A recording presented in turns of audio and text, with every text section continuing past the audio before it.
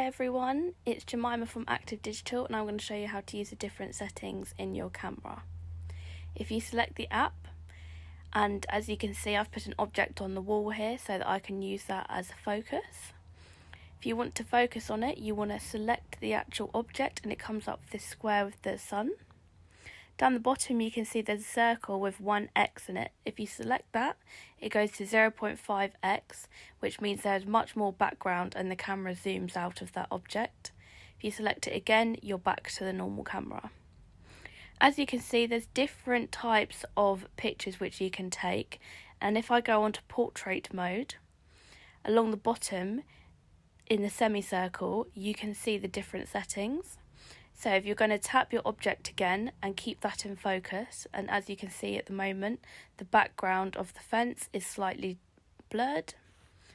Along the bottom we're going to change to studio light, again the same sort of effect. Contour light, keeping the object in the focus at all times.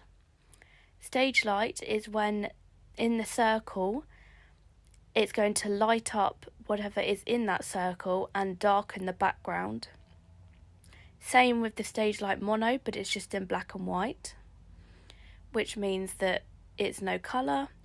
And high key light mono means that the picture is more high definition. As you can see, the wall at the bottom there within the circle is quite high definition. And then you can scroll just back through whichever one that is the one that you fancy.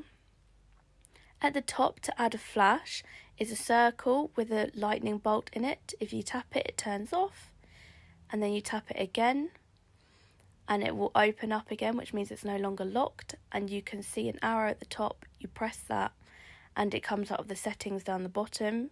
Select the lightning bolt again and you've got flash auto on and off. Flash auto is when the flash automatically comes on with every picture, or you can turn it on and off whenever you fancy for each picture. Alright, that's everything. Thank you very much. I hope that this has helped you.